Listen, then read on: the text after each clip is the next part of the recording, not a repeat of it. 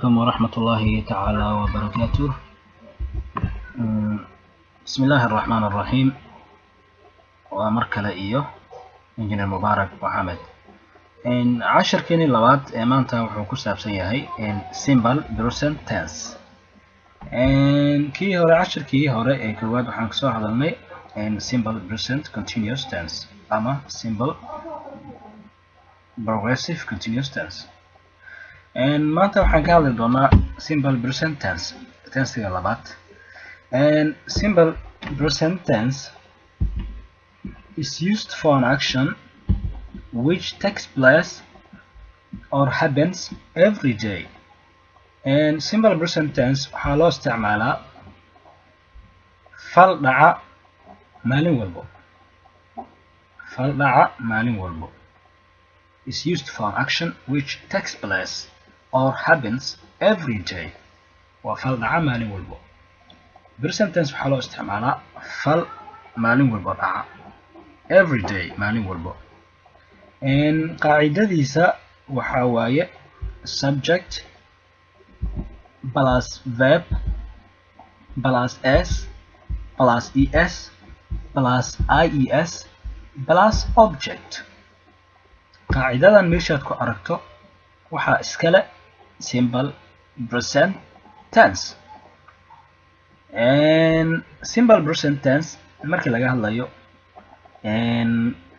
I, we, you, they waxay qaadanayaan do.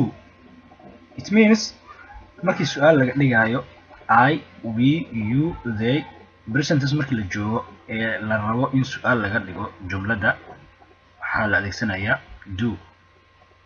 waa qaacido jirta, waa macna, waa rule uu leeyahay simple present tense. He, she, it saddexdaana meeshaad ku aragto ayagana waxay qaadanayaan das. Do iyo das meeshaad ku aragto waxaa waaye waxaa laga hadlayaa markaas simple present tense. Okay, tusaalaha aan sii gudagalno marka examples. Statement markay tahay jumlad caadi ah markay tahay ee la joogo simple present tense. Okay, I go to school. Aniga waxaan aadaa school. taasoo macnaheeda ah iskuulka waxaan aadaa maalin walbo. I go to school every day. macnaha waxaa ku qarsoon meeshan iskuulka inaad aadid maalin walbo. I go to school. I was subject. Go waa verb.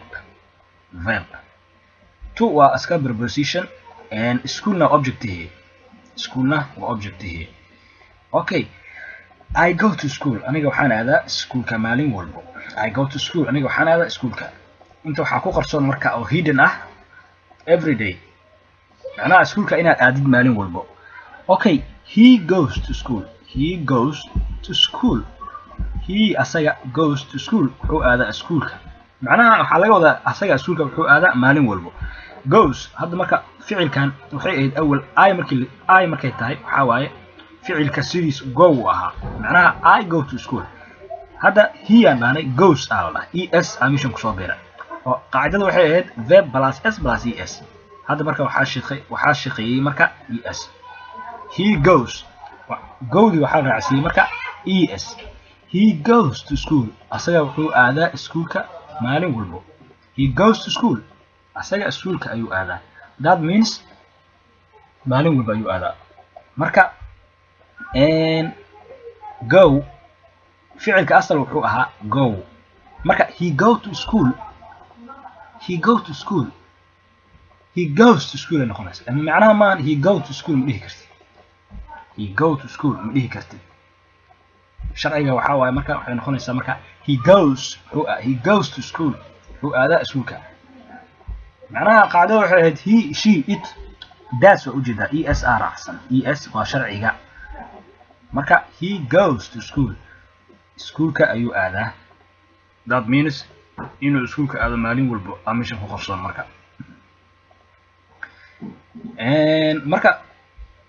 markii la joogo simple present tense waxaa jira wax ku wareerin verbka hadda go waa verb.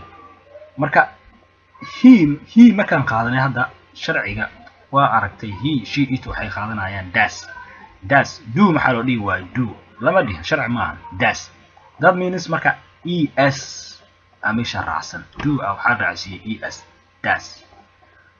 marka he meeshaad ku aragto marka waxay qaadanaysaa marka goes and he go ma dhihi kartid. he goes to school, she goes to school.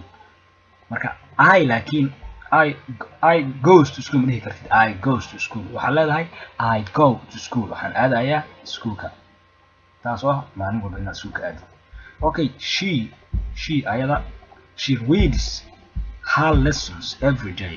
she ayada reads waxay akhrisaa her lessons casharadeeda every day maalin walba. macnaha hadda read verbka asalkiisa wuxuu ahaa read waxaa la raacsiiyey s. verbkii waxaa la raacsiiyey verbka wuxuu ahaa asalkiisa read s la raacsiiyey verb oo lagu daray s. that means marka waxaa laga hadlayo waxay yihiin simple present tense maalin walbo wax dhacaya. waxaan soo sheegnay inuu yahay simple present tense maalin walbo fal dhacaya in loo isticmaalo every day wax socda maalin walbo. okay and she reads her lessons every day. she reads her lessons every day waxay akhrisaa ayada casharadeeda maalin walbo. ma dhihi kartid she read her lessons haddaa dhahdid sharciga simple present tense sharcigiisa waa gudubtay khalay maana. marka waxaa leedahay marka she read haddaa dhahdid macnaha she read haddaa dhahdid ficilkaa isbedelay macnaha isbedelay. she read her lessons. she read waxay noqonaysaa simple past read waa akhrisay. she read way akhrisay noqonaysaa marka isbedelay haddii esta ka saarto macnihii yani simple present tense ma noqonayo. marka sidaa daraadeed read wuxuu ahaa verb asalkiisa verbka waxaa la raacsiiyey s. waa qaacidada macnaha ruulka u degsan simple present tense. marka waxaan leenahay she reads her lessons every day waxay akhrisaa ayada casharadeeda maalin walbo. she reads waxay akhrisaa her lessons casharadeeda every day maalin walbo. okay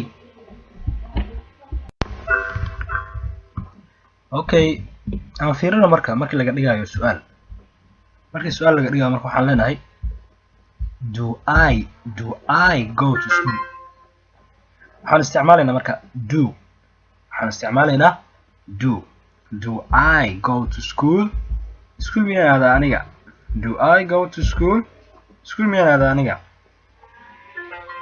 okay and tusaalaha labaad does he go to school. school miyuu aadaa asaga. waxaan soo sheegnay macnaha markii su-aal laga dhigayo I we you they intaanba markii su-aal laga dhigayo in la isticmaalo do.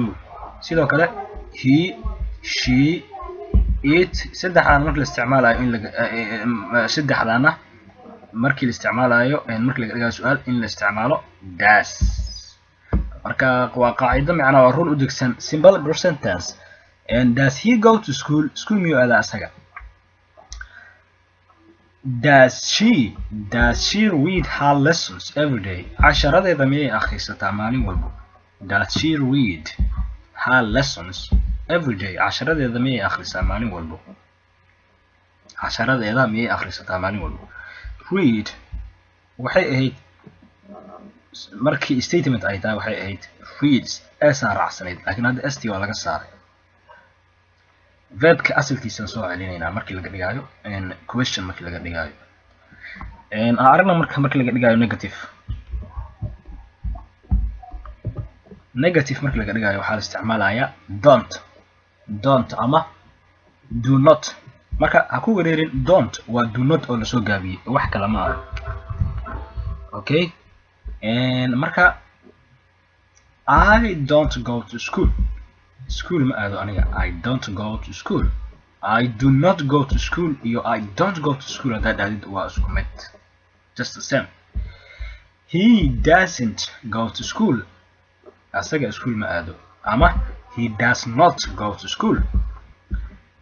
marka akhyari aniga hadda waxaan rabaa kaliya inaan indhaha idin furo haddaad rabtiin inaad baratiin baarkan oo sii faahfaahsan waxaa raadsanaysiin buwaagtiisa alfahmina malaynaya okay she doesn't read her lessons every day casharadeeda ma akhrisato ayada maalin walba she doesn't read ama she does not read ma akhriso her lessons casharadeeda every day maalin walba